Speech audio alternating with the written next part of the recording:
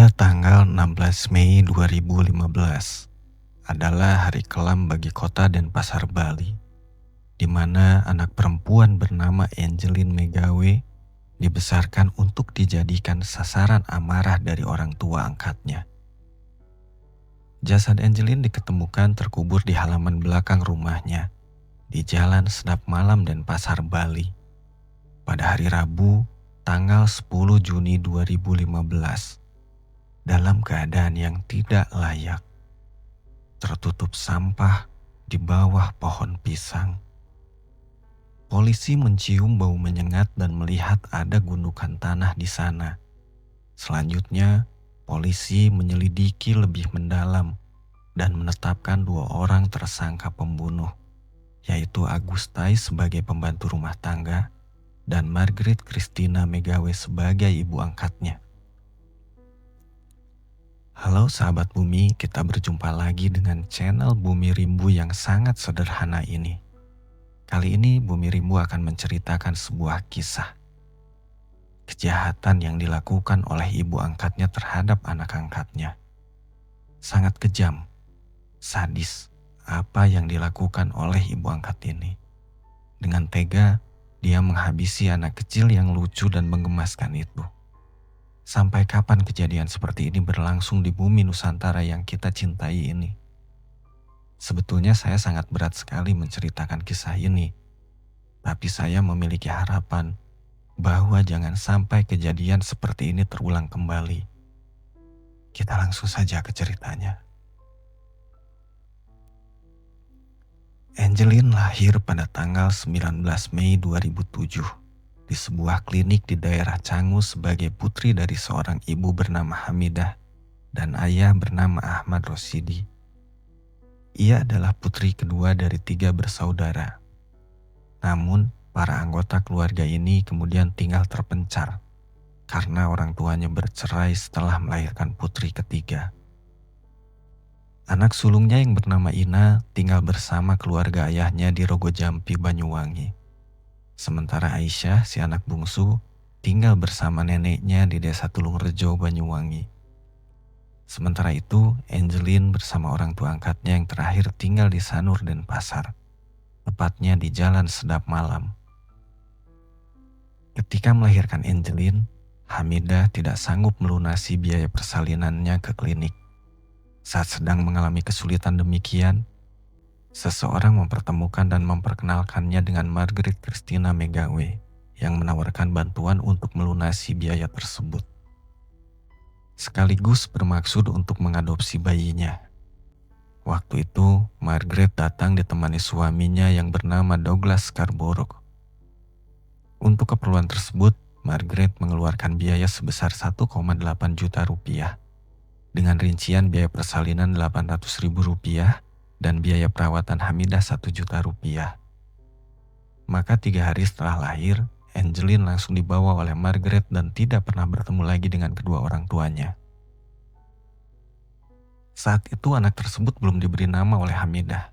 Nama Angeline diberikan oleh Margaret, mengikuti nama depan ibunya yaitu nenek angkat Angeline yang bernama Angelina Sumilat. Dalam proses adopsi ini, Douglas ternyata tidak ikut campur, sehingga pihak yang tercantum dalam surat perjanjian pengadopsian tersebut hanya Margaret saja. Angeline diterima di keluarga angkatnya dan diperlakukan sebagaimana anak kandung Margaret lainnya. Ia mempunyai 2 kakak angkat, yaitu Yvonne Caroline Megawe dan Christina Telly Megawe. Angeline tumbuh sebagai anak ceria yang selalu berkomunikasi menggunakan bahasa Inggris dengan Margaret. Keluarga ini sempat berpindah-pindah tempat tinggal, di antaranya ke Pekanbaru, Bekasi, dan Bali. Setelah tanggal 17 September 2008, Douglas meninggal dunia dan Margaret tampak terpukul dengan kematian suami keduanya tersebut. Dalam pengasuhan Margaret sebagai orang tua tunggal, pada tahun-tahun terakhirnya diduga Angeline mengalami banyak kekerasan, baik secara fisik maupun mental. Diketahui bahwa ibu angkatnya tersebut menjadi seorang yang temperamental. Dari foto-foto yang ada dan kesaksian dari guru di sekolahnya, tampak bahwa pada tahun terakhir kehidupannya, ia mengalami penurunan berat badan. Angeline juga tinggal di rumah yang tidak layak huni karena dikelilingi oleh kandang ayam dan berbau tidak sedap. Walaupun mereka adalah keluarga yang secara ekonomi berkecukupan. Setiap hari, Angeline diberi tugas untuk mencuci baju, mengepel lantai, membersihkan rumah, serta memberi makan binatang-binatang peliharaan ibu angkatnya berupa ayam, anjing, dan kucing. Bila ia lupa melakukannya, maka ia pasti mendapatkan perlakuan kasar dari ibu angkatnya. Padahal jumlah ayam yang dimiliki ibu angkatnya tersebut mencapai puluhan ekor. Akibat tugas tersebut, ia sering datang ke sekolah dalam keadaan baju yang lusuh, serta badan dan rambut yang bau. Bahkan pernah ia dilaporkan oleh teman-teman sekelas kepada guru kelasnya di kelas 2B, yaitu Putu Sriwijayanti karena baunya. Ternyata saat itu di rambut Angeline banyak gumpalan kotoran ayam, sehingga ia harus dimandikan dan dikeramasi rambutnya oleh Wijayanti. Di sekolahnya SD 12 Sanur Denpasar, khususnya setelah menginjak kelas 2, Angeline terlihat sebagai anak yang memiliki sifat pendiam, pemurung, lusuh dan berwajah sendu. Dia bersekolah pukul 12 dan pulang pukul 17.00. Ia harus mempersiapkan bekal sekolahnya sendiri dan pergi ke sekolah dengan berjalan kaki sejauh 2 km bila melalui jalan raya atau 1 km bila melalui pematang sawah.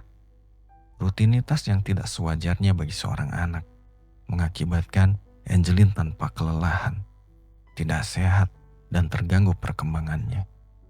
Namun Angeline bersifat tertutup dan tidak mau bercerita tentang penderitaan yang ia alami kepada gurunya. Hanya setelah didesak, akhirnya ia mau mengatakan kepada gurunya bahwa ia sering pusing di sekolah karena belum makan. Mengenai hal ini, Margaret membela diri bahwa Angeline memang tidak suka makan dan cuma mau minum susu saja.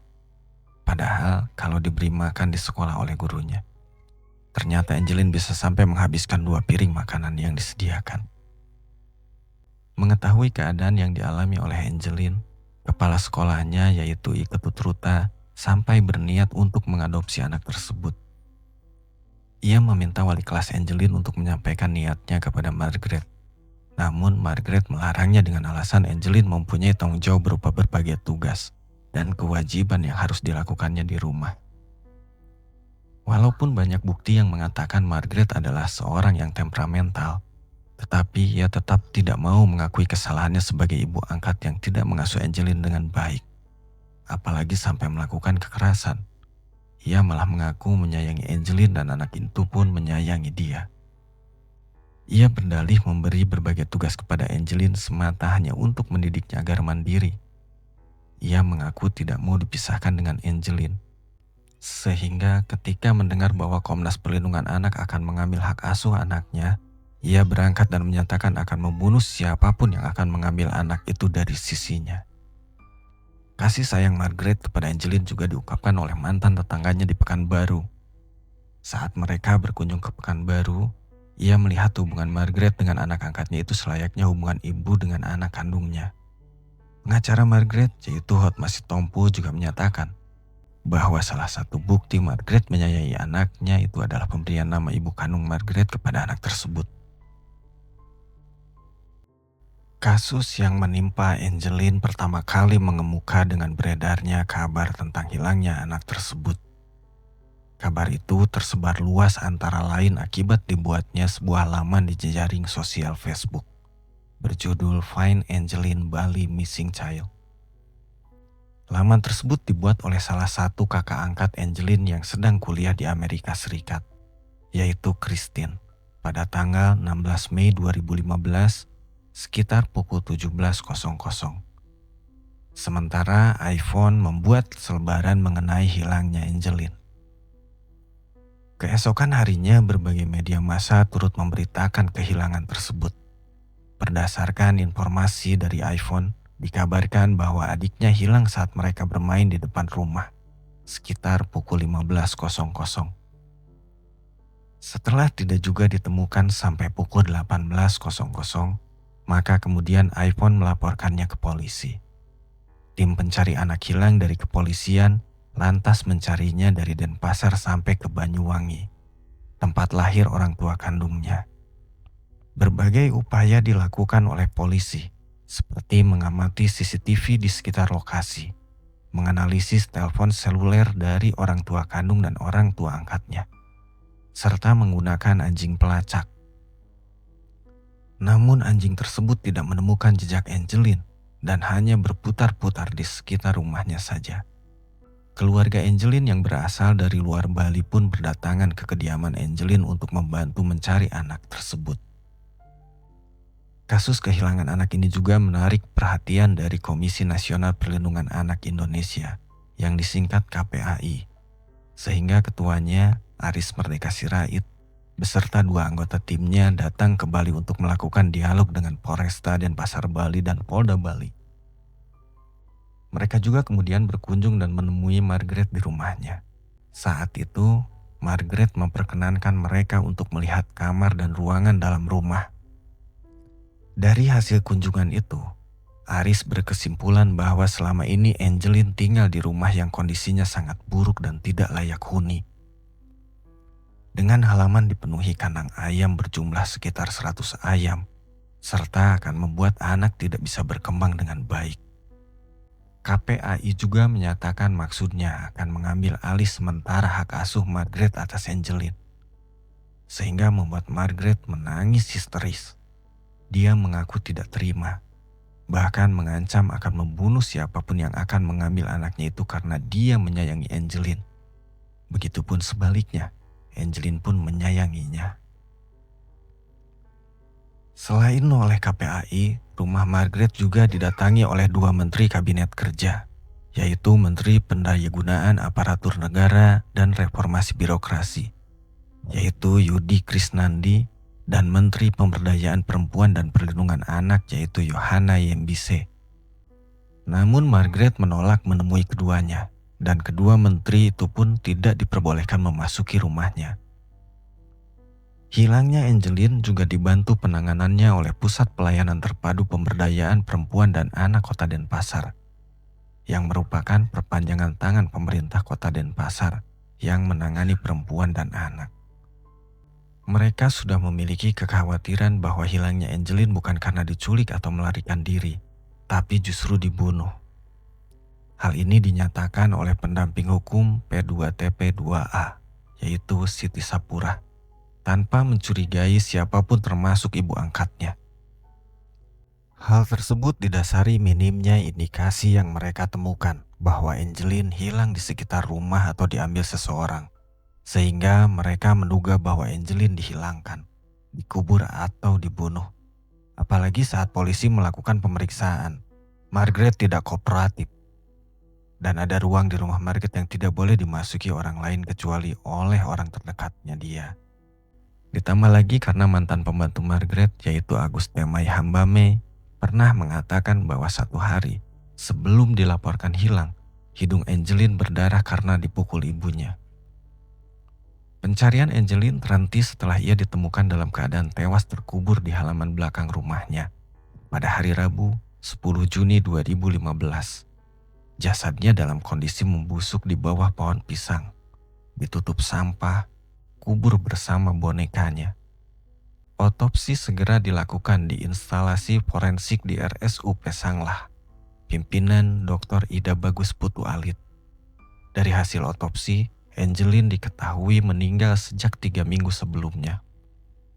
Di tubuh jenazahnya ditemukan luka-luka kekerasan berupa memar pada wajah dan leher. Di punggung kanan, jenazah ditemukan luka sunutan rokok. Selain itu, ditemukan juga luka lilitan dari tali plastik sebanyak 4 lilitan. Sebab kematiannya dipastikan karena kekerasan benda tumpul pada wajah dan kepala yang mengakibatkan pendarahan pada otak.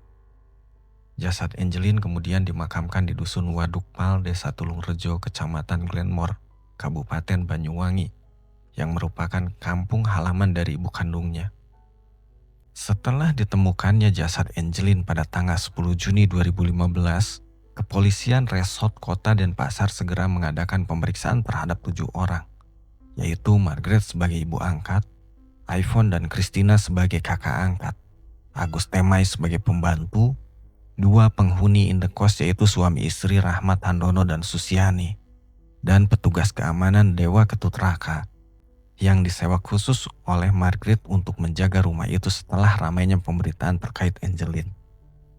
Dari hasil pemeriksaan awal tersebut, polisi menetapkan Agus Temai Hamame sebagai tersangka pembunuh Angeline yang mengaku telah membunuh dan memperkosa Angeline pada tanggal 16 Mei 2015 sekitar pukul 13.00 pas pada hari hilangnya anak tersebut, dan kemudian menguburkan jasadnya di belakang rumah majikannya itu pukul 20.00. Pada tanggal 14 Juni 2015, Kepolisian Daerah Bali menetapkan ibu angkat Angeline yaitu Margaret Megawe sebagai tersangka dalam kasus dugaan penelantaran anak dan menempatkannya di tahanan Mapolda Bali.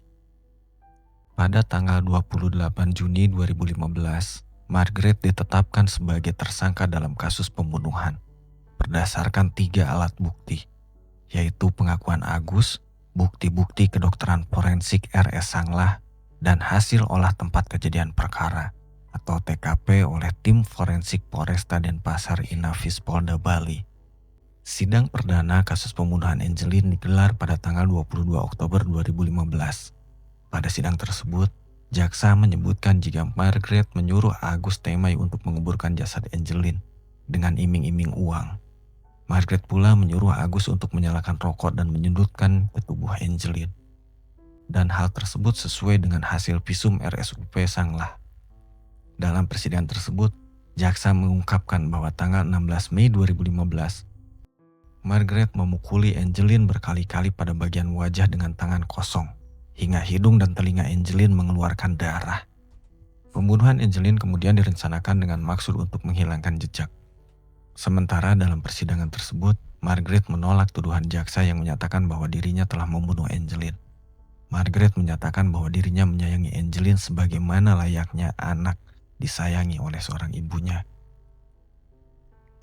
Atas kasus ini, jaksa penuntut umum menuntut Agus Temai dengan vonis 12 tahun penjara dan denda 1 miliar rupiah subsidi 6 bulan penjara pada Selasa 2 Februari 2016. 2 hari berselang, Margaret dituntut dengan penjara seumur hidup. Menanggapi tuntutan itu, kuasa Margaret menyatakan bahwa tuntutan itu adalah imajinatif. Pada 29 Februari 2016, hakim mengabulkan tuntutan jaksa dan menjatuhkan vonis seumur hidup kepada Margaret. Ibu kandung Angeline Hamidah menyatakan ketidakpuasannya dengan menyatakan bahwa seharusnya Margaret dijatuhi hukuman mati. Sungguh hal yang sangat mengerikan. Akibat perceraian dan ekonomi, seorang anak harus dibesarkan di lingkungan ibu angkat yang membesarkan dia untuk dihabisi. Semua didasarkan pada rasa kemanusiaan yang sangat kurang. Sekian cerita kita kali ini. Semoga kejadian kelam seperti ini tidak akan pernah terjadi lagi di bumi Nusantara ini. Sampai berjumpa kembali di cerita berikutnya. Salam Bumi Rimbu, dan semoga sahabat bumi selalu diberikan kesehatan dan keselamatan. Jangan lupa untuk subscribe, share, dan komen. Terima kasih.